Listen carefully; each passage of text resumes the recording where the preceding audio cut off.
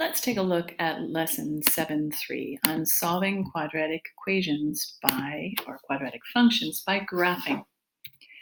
The objective of this lesson is to help you understand what exactly you're looking for when you solve a quadratic equation. And the first method we'll do is by graphing. Later, we'll learn a little bit more about how to do this algebraically, and that will take us a number of lessons. But today, we're going to take a look at it just in terms of the graph. Be on the lookout for a few words that you're going to need to be comfortable with. I need you to understand what roots are, what zeros are, and the difference between quadratic equations and quadratic functions. Now, as you know, we've been studying two different forms of quadratic equations. We have the standard form and we have the vertex form. And we've learned that they have things that are easier to see when we look at them and some that are harder to find. So for instance, in the standard form, we know that the intercept is just C. It's very easy, we just pull it away. And that we can also see which way the graph opens by looking at A. But it's kind of a little bit of work to find the vertex. And then in the vertex form, we know that the vertex is so easy to come. It's just P, comma Q. And we can also see which way our graph opens by simply looking at the number out in front. But if we want to know more about the y-intercept, we have to do a little bit of work. So each one of them has something that's easy to find and something that we have to work at to be able to find it. But the one thing that we have not talked about yet is the x-intercepts. So the question is, how do I actually find the x-intercepts? What do I look for? How do I do it algebraically if I'm given equations like that? Well, we will study that, but really what we're going to look at today is just take a look at graphs and realize that, finding those x-intercepts is actually pretty simple once we have a graphing tool. We just have to look at our graphs and see that, okay, it's crossing here and here. We make an estimate of what we've found, somewhere between 0 and -1, somewhere between -5 and -6, and we have our intercepts. Same thing with the one that's going in the other direction. We have a couple of intercepts. Again, we're just going to estimate. But do take notice that you can have a parabola like this one that has no intercepts at all. It never crosses the x-axis. You can have another one with a vertex up above that opens up that also never crosses the x-axis. So it's possible that they have two x-intercepts, that they have no x-intercepts, and lastly, it's possible that they have one, where the vertex sits on the x-axis and opens up or opens down. So they have exactly one. So as I mentioned before, what we're going to work on today is simply using a graph to be able to find our solutions. And that, of course, makes it a lot easier for us. We will use a graphing calculator. So you have a couple of options. If you have a graphing calculator, use that. Try to get used to the method as we did it in class. Or if you don't have that at home, you can also use the online tool Desmos. The address is down at the bottom for you to sign up to graph it.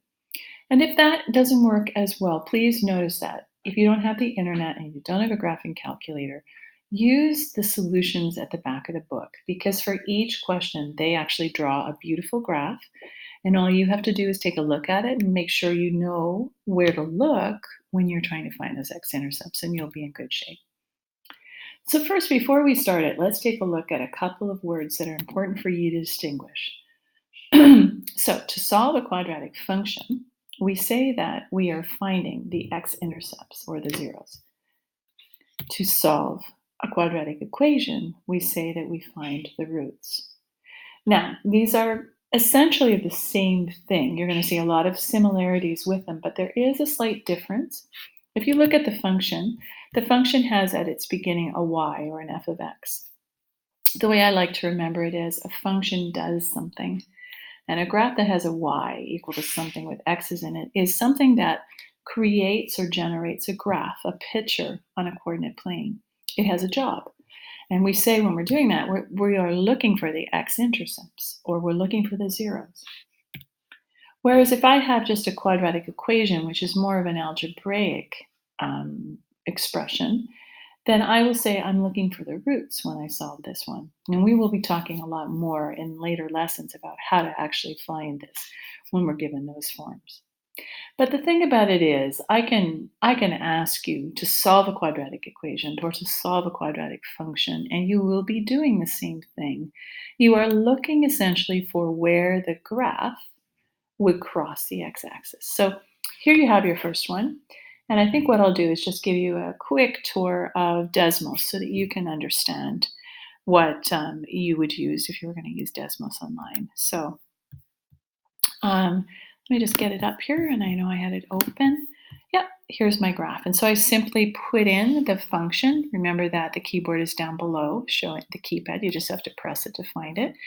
And that the cool thing about Desmos is you just have to click on top of the spot where you think those intercepts are. And if you click again, it will actually keep the value for the intercept there so you can see it. So it's a very, very easy approach, so much more user-friendly than the actual graphing calculator happens to be. Okay, let me go back then to the PowerPoint and just take a look at a couple of other type of questions that you might run into. So you could have this one. This is really just a practice of the same one. This one, though, notice it's a quadratic function and it's asking you to find the zeros. We're still going to use our graph. We go to our graph and find that, okay, I've got one at -4, and one at 5. Here's one which is tucked into a word problem. So what I have is a quadratic model here that's describing the change in, wait now, hang on. The manager of the fashion store has determined that the function models the expected weekly revenue as the price changes. Okay, so as their prices change, they notice that they sell more. And so, anyway, it's a very interesting kind of situation. Maybe they have an influx of people, but whatever it is, they do have a quadratic that's opening downward. So now I've graphed this one, but first, what price increase or decrease will result in no revenue? So in other words, we want to know, when is this 0? And so once again, we're looking for our x-intercepts. Now this function, if you notice it right here, it actually has a y-intercept of 600. So it goes way, way, way, way up there and crosses at 600. So all we want to know is what's happening at the x-axis. And we realize, okay, there will be revenue of nothing if it is -10 here and a 10 here. So we know that they won't make any price. They won't make any revenue at all if they lower their price in this way. Here's another type of question. What we're doing here is giving you two functions. And so what we will do is we will graph this one on one graph and this one on a second. And what we're looking for is where they are the same. So in other words, where they intersect.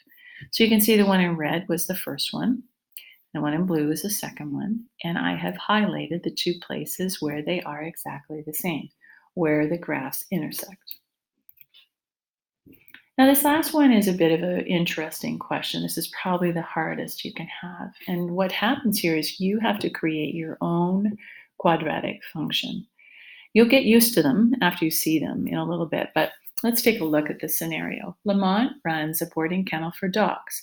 He wants to construct a rectangular play space for the dogs using 40 meters of fencing and an existing wall on one side of the play space. Now, they want us to write a function that describes the area of the play space. And then once we do that, we're going to determine the number of possible widths for an area of 250, 200, and 150. So let's take a look at what it might look like. Now, this is a bit complicated, and I think I put the answer on two, so don't look at the graph just yet. Let's look at the actual question. Let's say that x is the width. Now remember, you've got a wall and you've got a rectangle coming out from it. So if this part is the width, then the rest of it is the length. But a length, of course, it's two of the lengths essentially. So the length would be 40 minus x divided by 2. So if I took this and simplified that, it turns into 20 minus 1/2 x. The area is the width times the length. So here's my function for the area. Now, if I put this into the graph, here it is. I actually distributed 20x minus 1/2 x squared. And you'll see I simply wrote it in a slightly faster way to graph it. So the green one represents all the possible combinations for the area of this particular thing. So when the area is 250, I put y is equal to 250, and that's the purple line. You can see that it intersected none of these. So there is no scenario that will give him an area of 250. And then I checked y equal to 200. Well, it went straight through, but only hit it once. So there's one scenario when it's equal to 200. And that is when the width is 20. And then lastly, for y equal to 150, there are two possible solutions, one when it's 10 and one when it's 30. It will give him an area of 150. Okay, you'll see some more questions just like that one in your homework. So check them out, check the solutions out, and do your best. We'll probably work on it a little bit in class as well. Remember, if you don't have access to regular internet, use the solutions at the back of your textbook and practice finding those solutions on the graph so that you're comfortable with where to look. Here's your homework, and good luck with that, and bring any questions you have to class.